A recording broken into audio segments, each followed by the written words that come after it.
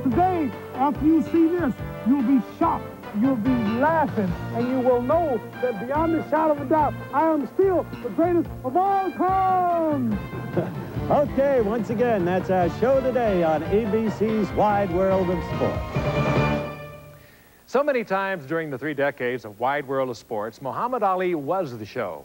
Over 60 times, in fact, far more than any other athlete.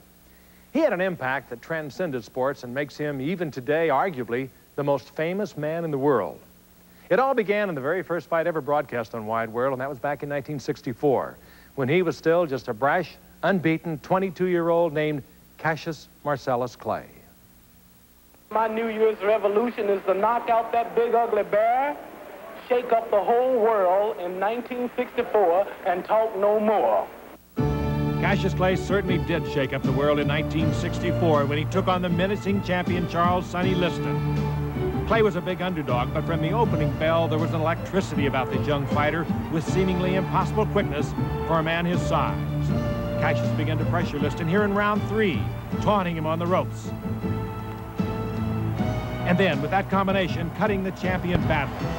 Every time Liston tried to bull his way in, Clay glided out of danger. Until the bell for the 7th round, when an exposed and beaten Liston quit on the stool. And suddenly there was a new champion and a new fascination with this young man who grabbed the spotlight that night in Miami Beach and kept it for so many years to come. He was something special in and out of the ring, and he never let us forget it. I believe a boastful mean a person who thinks they can do something when they can't. See, I know I can do it, and I have done it. The day after the Liston fight, he announced his new name, Muhammad Ali. And in the rematch with Liston, he found himself caught up in a swirl of controversy.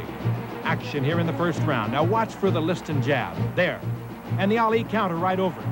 The ex-champion went down and out. And for those who questioned the power of the punch and cried fix, Ali, as always, had the answer. I had to time the man with my rhythm and bouncing where he was coming at me and where I was meeting him, and just, that's all. Goodbye, Jack. Twist.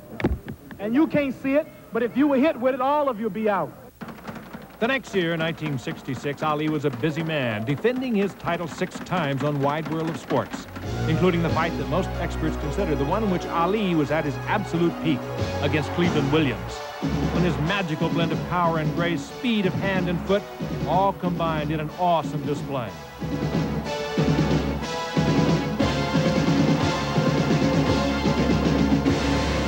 When it was over, Ali stood head and shoulders above the heavyweight division. In search of opponents, he briefly considered basketball star Wilt Chamberlain. Gentlemen, I must and cut that beard off because I'm not fighting Billy Goat. That was the lighthearted Ali. 1 month later, the most serious controversy of his career as Ali refused to step forward for military induction. Minutes after that refusal, Ali's license was revoked and his title stripped. I said that I'm going to be a man, I'm going to fight it legally. If I lose it, I'm just going to jail. Whatever the punishment, whatever the persecution is for standing up for my religious beliefs, even if it means facing machine gun fire that day, I will face it before denouncing Elijah Muhammad and the religion of Islam. I'm ready to die. 4 years later, the Supreme Court unanimously upheld Ali's position, but he had lost the prime years of his professional career. Ali returned to the ring in 1970, and after a couple of tune-up fights, at the age of 29, he stepped into the ring against his successor as heavyweight champion, Smokin' Joe Frazier. And here in round 11, the key moment in the fight, as the indomitable Frazier hurt Ali with his relentless left hook and turned the balance of the fight his way. Ali proved his tremendous fighting art that night by surviving that round. And he proved it again in the final round when another classic Frazier hook dropped Ali and sealed his first loss. Ali got up and lasted the distance, but we all wondered if the years in exile had finished Ali forever. 2 years later, and out of shape, Ali had his jaw broken and he lost to Ken Norton. Ali is tired. Ali is really tired. And he was just laughing at a party last night, joking.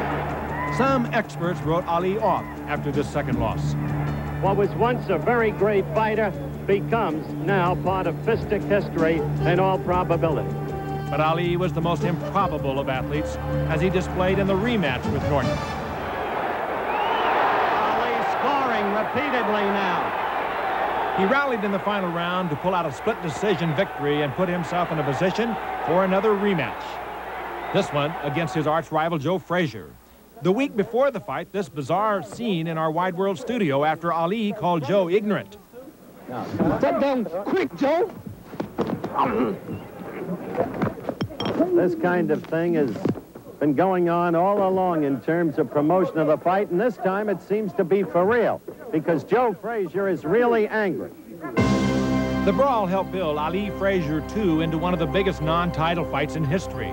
And this time it was Ali who dominated the late rounds, fighting a smart tactical fight and winning a unanimous decision. But in beating Joe Frazier, Ali did not win back the title he had lost to Frazier, because a year earlier, Joe had lost the title and turned to the new powerhouse of the heavyweight division, George Foreman. I think he hurt Joe Frazier. I think Joe is hurt.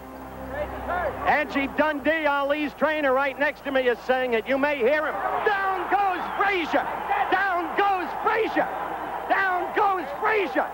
The heavyweight champion is taking the mandatory 8 count, and Foreman is as poised as can be. Now, a 32-year-old Ali faced this unbeaten monster. They say he hits hard. He knocked out Joe Frazier. I couldn't do it. He knocked out Ken Norton. I couldn't do it. And this fight will prove to the world that I'm the greatest fighter of all time. I'm gonna kill you. When they got into the ring in Kinshasa, Zaire, Ali was prepared to write perhaps the most amazing chapter in his incredible story. We'll be back with the Rumble in the Jungle and the rest of Ali later in the show. There he is. He's running a throw. A.J. Foyt will win the Indianapolis 500.